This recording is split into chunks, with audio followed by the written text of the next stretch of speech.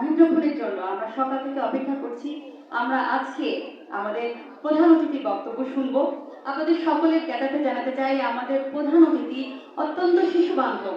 Sir ছোট বাচ্চাদের অনেক স্নেহ করেন এবং আমি জানি যে আজকের এই আয়োজন এটা সম্পূর্ণভাবে আমাদের প্রধান অতিথির ইচ্ছা ছিলেন যে তিনি আমাদের ছোট ছোট সোনামণির সাথে সরাসরি কথা বলবেন।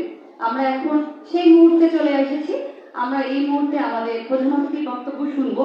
Now I would like to draw the kind attention to all the audience gathered here. We are eagerly waiting for our chief guest speech. I took the privilege to call up on stage our chief guest, Mr. Habibur Rahman, PPM Bar, respected Police Commissioner, Dhaka Metropolitan Police. Sir.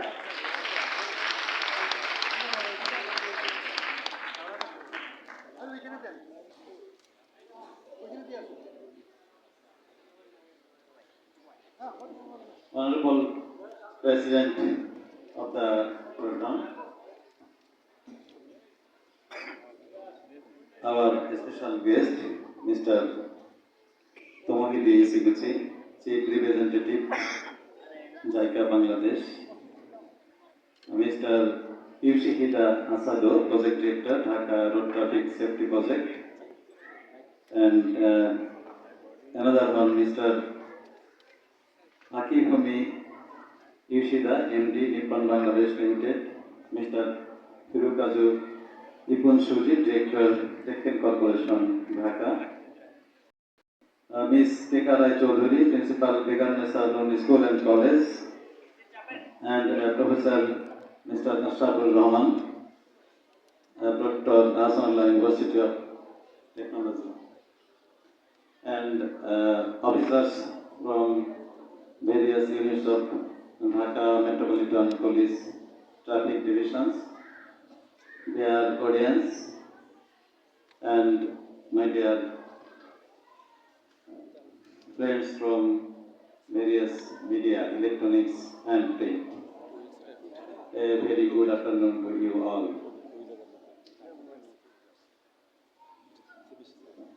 উপস্থিত সুধীবৃন্দ, বিশেষ করে আমাদের যে শিক্ষার্থীবৃন্দ রয়েছেন বিভিন্ন school and কলেজের থেকে, আমরা খুবই আনন্দিত, খুবই উল্লাসিত, খুবই উচ্ছ্বসিত এই সকল স্টাফদের আমরা একসাথে পেয়ে। আমি প্রথমে ধন্যবাদ জানাচ্ছি ডিআরএসপি প্রজেক্টের সাথে যারা জড়িত রয়েছেন তাদেরকে, এবং of course to JICA who helped us various way as our friend country from Japan.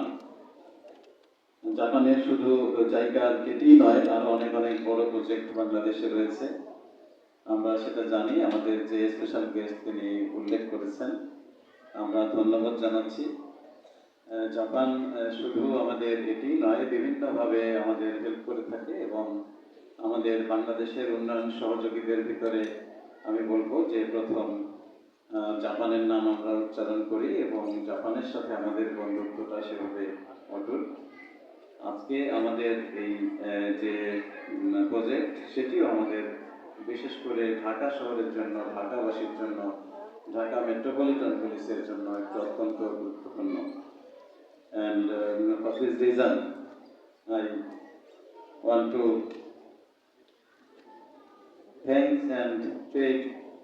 pay gratitude to JICA authority and Japan government, as because they are always with us in various way. প্রিয় সহকর্মীবৃন্দ, প্রিয় শিক্ষার্থীবৃন্দ, আমরা এতক্ষণ আমাদের প্রোগ্রামের যে অংশটুকু পার করলাম, আমি নিঃসন্দেহে বলবো যে সেটি আমাদের অত্যন্ত আনন্দের। আমরা পোস্টার কম্পিটিশন করেছি, স্লোগান কম্পিটিশন করেছি, সেখানে যারা ভালো করেছে তাদের সকলকে অভিনন্দন জানাই, এবং আমি অভিনন্দন জানাই তাদের সকলকে যারা এটিতে অংশগ্রহণ করেছে। যে সমস্ত শিক্ষা প্রতিষ্ঠানগুলো এখানে অংশগ্রহণ করেছে, সেই শিক্ষা প্রতিষ্ঠানগুলোর যারা ব্যবস্থাপনার দায়িত্বে রয়েছেন, প্রধান শিক্ষক কিংবা ভাইস চ্যান্সেলর কিংবা প্রিন্সিপাল, তাদের সকলকেও আমি ধন্যবাদ জানাই, কৃতজ্ঞতা জানাই, অভিনন্দন জানাই যে আমাদের সাথে তারা এসেছেন। আমরা যারা এখানে উপস্থিত রয়েছি কিংবা উপস্থিত নেই, আমরা সারা দেশের মানুষ সবাই আমরা জানি যে ঢাকা শহরে আমাদের প্রধান সমস্যার নাম ট্রাফিক জ্যামের সমস্যা, এবং এই সমস্যাটির সাথে সবাই জড়িয়ে আছে। আমি স্কুলে যাওয়ার সময় ট্রাফিক জ্যামের জন্য আমার দেরি হয়ে যাচ্ছে। আমি ঠিক মতো প্রথম ক্লাসে আমি দেরি করে ফেলেছি। আমি অফিসে যাওয়ার সময় হতে পারে যে আমার 9টায় অফিসে পৌঁছানোর কথা, আমি 9টায় পৌঁছাতে পারছি না, আমার 10 মিনিট 20 মিনিট দেরি হয়ে গেছে। তো এই বাস্তবতার ভেতর দিয়ে কিন্তু ঢাকার মানুষ চলাফেরা করে। আমার একটি গুরুত্বপূর্ণ কাজ, আমি কোনো একটি সরকারি অফিসে যাব কিংবা অন্য কোনো নির্দিষ্ট একটি কাজে যাব, ব্যবসায়িক কাজে যাব, আমার দেরি হয়ে যাচ্ছে। এটি একটি আমাদের বড় সমস্যা। এর পাশাপাশি সড়ক নিরাপত্তা মানে অ্যাক্সিডেন্টের কারণে কখনো মানুষ, আমরা জানি যে জীবন হারাচ্ছে, কখনো কেউ পঙ্গু হচ্ছে। আমরা অনেক বড় দুর্ঘটনা এই ঢাকা শহরে দেখেছি, যে আমরা এমনও দেখেছি যে একজন লোক বাসের সাথে কোনোভাবে জড়িয়ে গেছে, বাস চলছে এবং তাকে সেভাবে টেনে নিয়ে যাচ্ছে বাস, এবং শেষে তার মানে দেহ ছিন্ন বিচ্ছিন্ন হয়ে গেছে। এই ইতিহাস কিন্তু আমাদের ঢাকা শহরে। তো সুতরাং এটি ছাড়াও আমাদের নৈমিত্তিকভাবে আমরা মোটরসাইকেলকে দুর্ঘটনার কবলে পড়তে দেখি। আমাদের ঢাকা শহরে একটি শেখ হাসিনা সরণি, একটা অনেক বড় একটি রাস্তা রয়েছে, যেটি আমাদের অনেকে আমরা 300 ফিট যেটি বলি, সেটি অত্যন্ত সুন্দর। এটি আমার মনে হয় যে এই এশিয়া মহাদেশের ভিতরে, আমাদের দক্ষিণ এশিয়ার ভিতরে একটি ফেমাস রোড, এত সুন্দর সেখানে সমস্ত কিছু মিলিয়ে। তো সেখানে আমরা মোটরসাইকেল রেস, তারপরে কার রেস, এগুলো করে আমরা জীবন হারাচ্ছি। এরকম একাধিক ঘটনা আমাদের দেখা যায় যে এক মাসের ভিতরে একাধিক ঘটনা ঘটে যাচ্ছে। তো এসব কিছু বিষয়ে আমাদের সচেতনতা প্রয়োজন। তো আমি অবশ্যই জায়গার এই প্রজেক্টের জন্য জায়গা কর্তৃপক্ষকে আমি কৃতজ্ঞতা জানিয়েছি, ধন্যবাদ জানাচ্ছি, এবং আমরা বলতে চাই যে আমাদের এই প্রজেক্টটি অবশ্যই সময়োচিত। তাই শুধু বলবো না, আমাদের এই ধরনের প্রজেক্ট আরো আগেই নেওয়া উচিত ছিল। কেন নেওয়া উচিত ছিল? আমরা জাপানের ইতিহাস জেনেছি, তারা এই ট্রাফিক সচেতনতার এই কাজটি করেছে 1960 সালে।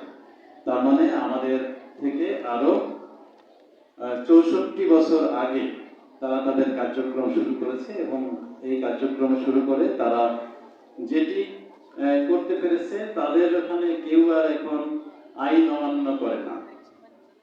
তাদের ওখানে ট্রাফিক জ্যাম তেমনটি হয় না, তাদের এখানে ট্রাফিকের অ্যাক্সিডেন্টের পরিমাণ খুবই কম, খুবই নগণ্য। এবং এর বড় কারণ হলো যে কেউই জেব্রা ক্রসিং ছাড়া রাস্তা পারাপার হয় না, কেউই নির্দিষ্ট গতির বেশি গতিতে গাড়ি তারা চালায় না, এবং কেউই অবৈধভাবে লেন ভায়োলেট করে না, কেউই অবৈধভাবে দৌড় দিয়ে রাস্তা পার হয় না। এই যে সমস্ত, এবং কেউ রাস্তার ভিতরে কোনো জিনিসপত্র রেখে দেয়, নির্মাণ সামগ্রী রাখে, এর কোনোটি তাদের ওখানে করা হয় না। এর বড় কারণ হলো ট্রাফিক সচেতনতা।